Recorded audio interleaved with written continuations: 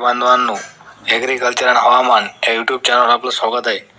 मित्रांनो, दिनांक 10 जानेवारीच्या दरम्यान पुन्हा एक पश्चिमी विक्षोभ WTO येणार आहे आणि या WTOमुळे उत्तर भारतातील काही भागामध्ये मध्यम ते भारी स्वरूपाचा पाऊस तर काही भागामध्ये बर्फबारी होण्याची दाट शक्यता आहे. मित्रांनो, हा येणारा WTO साधारणतः 10, 11 आणि 12 जानेवारीपर्यंत सक्रिय असणार आहे.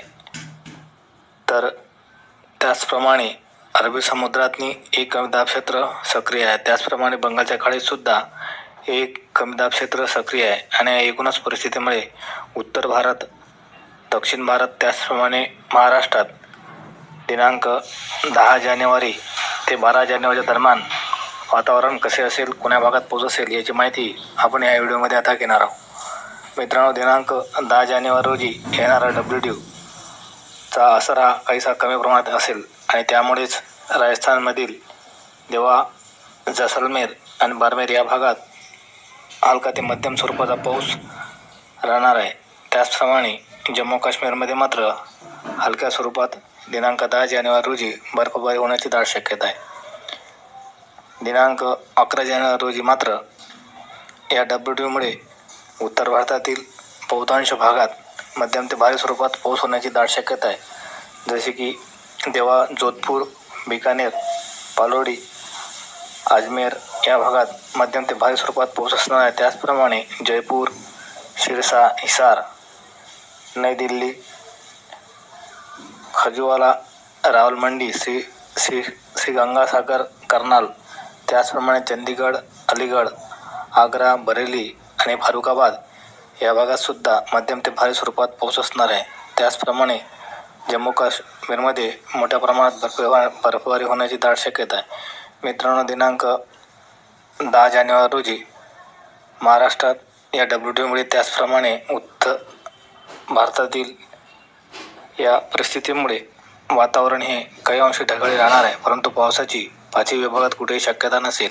दिनांक 10 जानेवारी रोजी महाराष्ट्रात तापमान कसे असेल याची माहिती आता आपण घेऊया. दिनांक 10 जानेवारी रोजी नाशिकचे तापमान न्यूनतम तापमान 14 डिग्री सेल्सिअस असणार आहे. त्याचप्रमाणे अकोला येथील तापमान 13 डिग्री सेल्सिअस, नांदेड येथील न्यूनतम तापमान 15 डिग्री सेल्सिअस असणार आहे. त्याचप्रमाणे जळगाव येथील न्यूनतम तापमान 14 डिग्री सेल्सिअस राहणार आहे. तर नागपूर येथील न्यूनतम तापमान हे 13 डिग्री सेल्सिअस असणार आहे.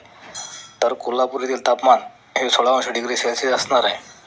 मित्रांनो, दिनांक 11 जानेवारी रोजी सुद्धा महाराष्ट्रात पावसाची शक्यता नाही, परंतु वातावरण काही भागातील ढगाळी राहणार आहे. 11 जानेवारी रोजी नाशिक येथील न्यूनतम तापमान 16 डिग्री सेल्सिअस असणार आहे. त्याचप्रमाणे अकोला येथील तापमान 16 डिग्री सेल्सिअस, नांदेड येथील तापमान 17 डिग्री सेल्सिअस, जळगाव येथील तापमान 15 डिग्री सेल्सिअस आणि नागपूर येथील न्यूनतम तापमान 14 डिग्री सेल्सिअस राहणार आहे.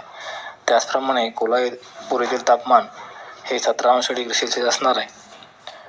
मित्रांनो, दिनांक 12 जानेवारी रोजी WTOमुळे उत्तर भारतातील काही भागात मध्यम ते भारी स्वरूपात पाऊस असणार आहे. त्याचप्रमाणे अरबी समुद्र आणि बंगालच्या खाडीतील कमी दाब क्षेत्रामुळे दक्षिण भारतातील काही भागात सुद्धा हलका ते मध्यम स्वरूपाचा पाऊस असणार आहे. दक्षिण भारतातील बेंगलुरू, कोइंबतूर, थांजावर, पॉंडिचेरी, चेन्नई आणि नेल्लोरे या भागात मध्यम ते भारी स्वरूपात तर काही भागात मुसळधार स्वरूपाचा पाऊस राहण्याची दाट शक्यता आहे. त्याचप्रमाणे 12 जानेवारी रोजी उत्तर भारतातील भटिंडा, गुरदासपूर, आग्रा, बरेली, झांसी, कानपूर, ग्वालियर, हिसार, पानीपत, पटियाला, लुधियाना, दिल्ली, अलाहाबाद या भागात मध्यम ते भारी स्वरूपात पाऊस होण्याची दाट शक्यता आहे. तर काही भागातनी गारपीटसुद्धा होण्याची शक्यता आहे. त्याचप्रमाणे 12 जानेवारी रोजी जम्मू काश्मीर आणि पहाडी भागात बर्फबारी होण्याची दाट शक्यता आहे. मित्रांनो, दिनांक 12 जानेवारी रोजी महाराष्ट्रातील 5ही विभागात कुठेही पावसाची शक्यता नसणार आहे, परंतु वातावरण हे काही अंशी ढगाळी राहणार आहे. तापमान सांगायचं झाल्यास नाशिकचे न्यूनतम तापमान हे 16 डिग्री सेल्सिअस असणार आहे. त्याचप्रमाणे अकोला येथील तापमान 18 डिग्री सेल्सिअस, नांदेड येथील तापमान 18 degree Celsius, Jalgaon 17 degree Celsius, Nagpur 16 degree Celsius आणि कोल्हापूरसुद्धा 16 डिग्री सेल्सिअस तापमान असणार आहे. म्हणजे दिनांक 12 जानेवारी रोजी तापमानात ही 2 अंश डिग्री सेल्सिअसने वाढ होण्याची शक्यता आहे.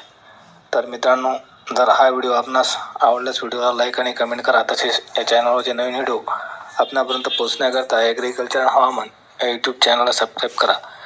धन्यवाद शेतकरी बांधवांनो, त्याचप्रमाणे यूट्यूब चाहत्यांनो.